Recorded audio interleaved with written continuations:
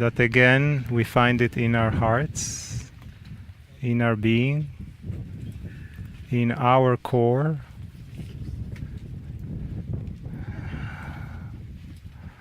Breathe. Feel the cool breeze coming around you and through you. Relaxing, loving, nurturing. In some ways melding with you, because we are all part of the earth and all the elements. Let it soothe you. Let it soothe your soul.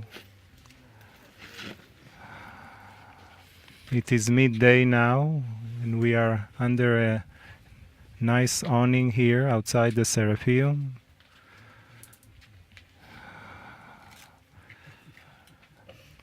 Where we had an opportunity to be in a space that was created by the ancient Egyptians for honoring their way of spirituality, and we are honoring them. And in that way, when we honor another's spiritual belief, we honor ourselves.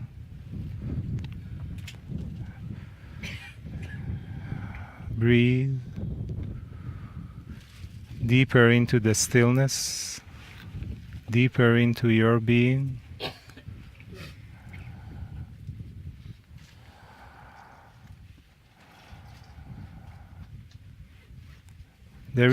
You all felt here, there is something very special here.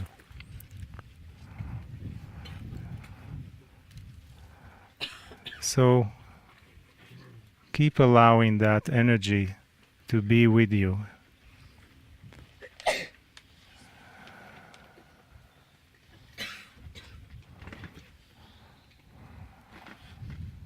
Breathe. Breathe deeper, consciously, through your heart and your entire body and being. As you allow more of the whispers from the past that are existing in the now, as in our multi-dimensionality, we can feel all that has been here. We won't have a name for it, but we can feel it, the sacredness of it, the timelessness of it, the love that was put in here to create this space,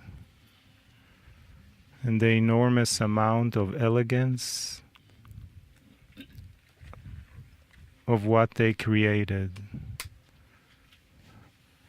As time had no meaning for them, indeed they felt what timeless is and lived it, and knew that they live forever, and there indeed no beginning and no end to the soul.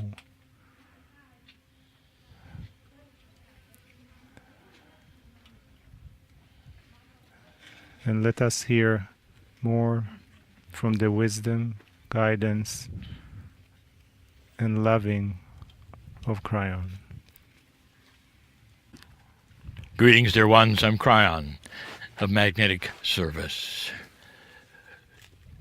Don't you find it interesting that all over the planet, as far back in history as you can record or find or examine, humans believe in the creative source? We have told you that this is your intuitiveness. Not only that, most of the planet, through all of history, felt that when the human being died, something else occurred. There was the feeling of eternalness, indeed of beauty and of even love in a future life. Intuitive, not just here in Egypt, anywhere you go. Wind forward into right now, and it's the same. I bring this up because I want you to examine this with me in a way I've not asked you to before. Since 2012, there has been a quickening of light. And this has a phrase, the quickening of light, comes with enhanced perception of truth. And when you start looking at what is truth, it seems that everyone has a different idea. This is not a long channel, but I'm going to ask some profound questions. Those listening to my voice here,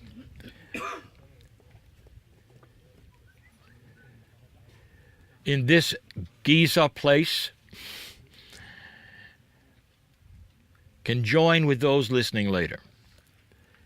For we are still in Egypt. It's a good place to examine your own spirituality. You sit only meters away from a profundity of truth. Those who would build the 100-ton boxes to hold the spirit and hold it so strong for reasons of their own, had their truth, but believe me, it had to do with the afterlife. It had to do with the nirvana that they themselves believed in, which related to the creative source. And here you are. What does time mean to you? Some of you would feel, perhaps, in that place that you just came from, you would feel, perhaps, the intent of the builder. And the intent of the builder would be you. You've built yourself some kind of faith, have you not? You're on a quest where you're willing to listen to these kinds of things called channeling. So somewhere along the line you have built your own pillars of belief. I'm going to ask a question. Some of you might even call spiritual renegades. How do you test whether you're a spiritual renegade? That's easy. When you go home for the holidays, do they accept you? You know what I'm saying. You've stepped away from a linear system of rules and doctrines and prophets, perhaps, of even statues. You've stepped away, and when you do, those in those linear truth systems look at you and say, you're crazy. And it goes like this. How can you believe in the creative source, the God, and have no rules? How can you possibly step away from a grand prophet that billions of individuals respect and love? How can you step away from scriptures that tell about the right way of living and love and all of the things of the past? How can you step away and expect that we are going to then say, yes, you've got a truth? They'll tell you, you have nothing. Some will even call you floaters, because there is no prophet, and there are no rules, and there is no writing. There are no buildings to report to. There's no right or wrong way of meditation or prayer. None of those things. So how have you built this? What are your pillars? How do you support a roof or a ceiling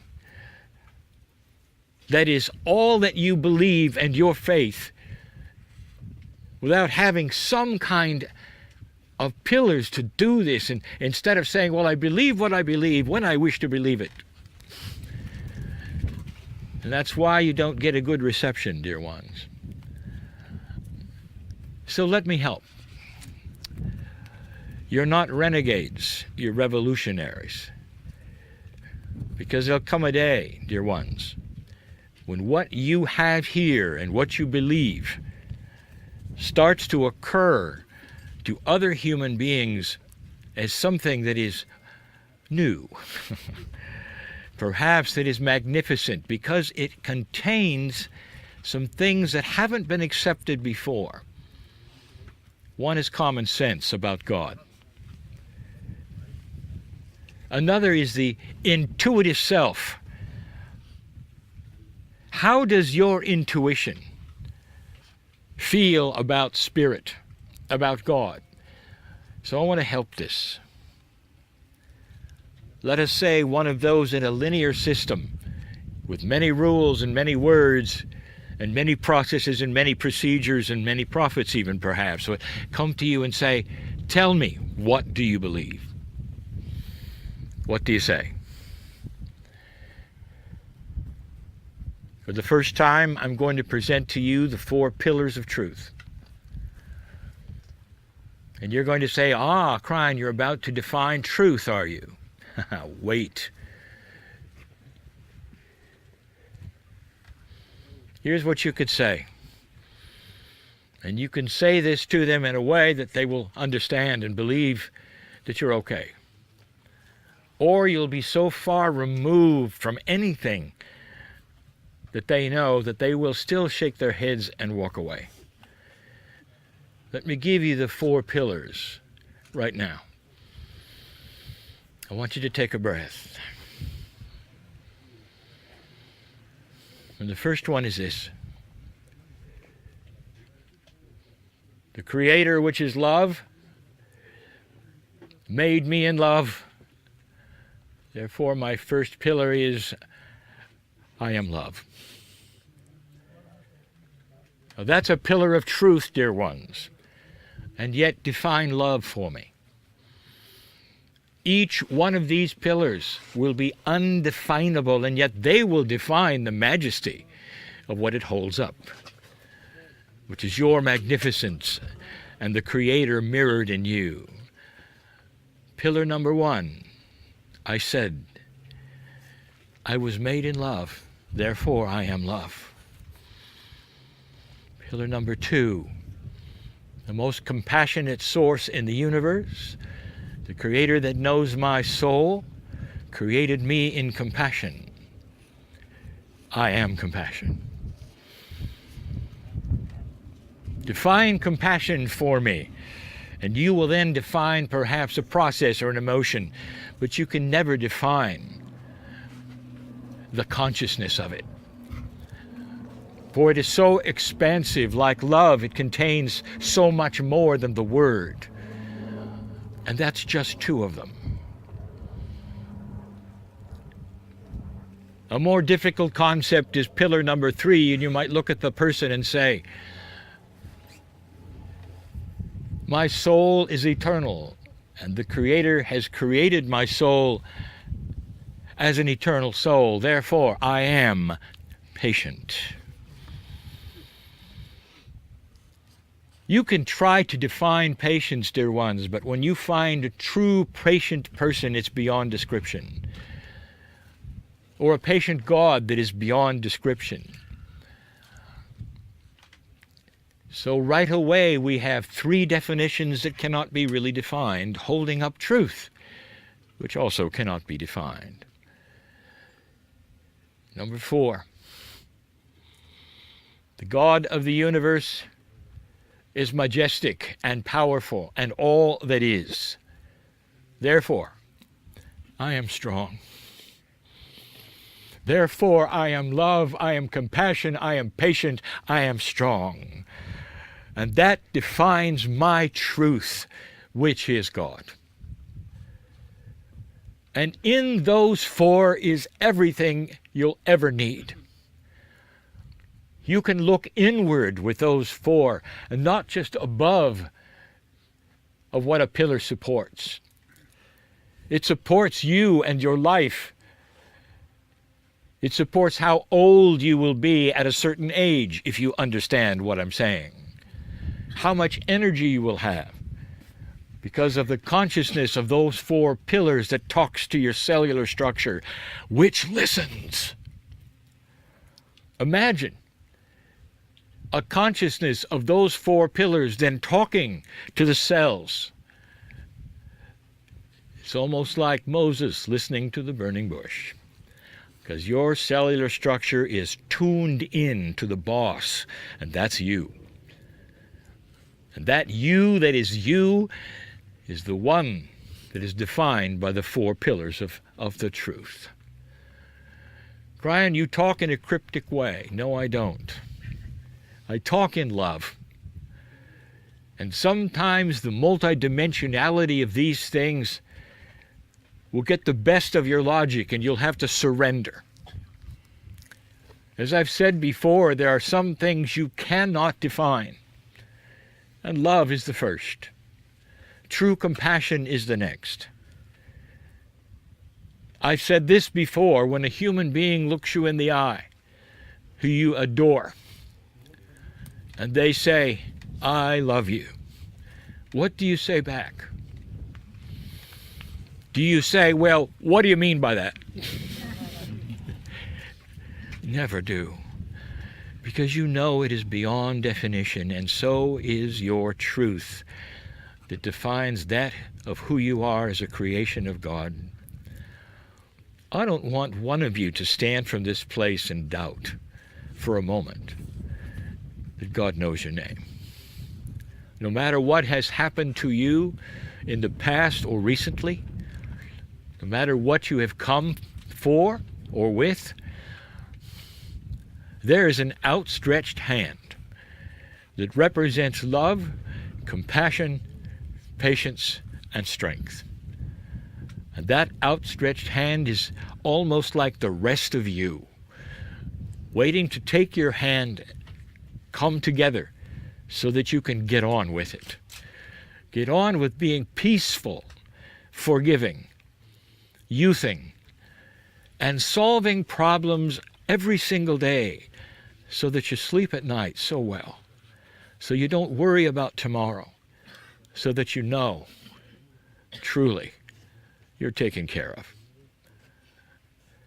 These are the 4 pillars I present for the first time to an accelerated, evolving consciousness of any of those who wish to hear it. It's beautiful, is it not? As time goes on, I will present other things that I have not presented before, because you're ready for it. Because you're starting to know what you don't know. And so it is.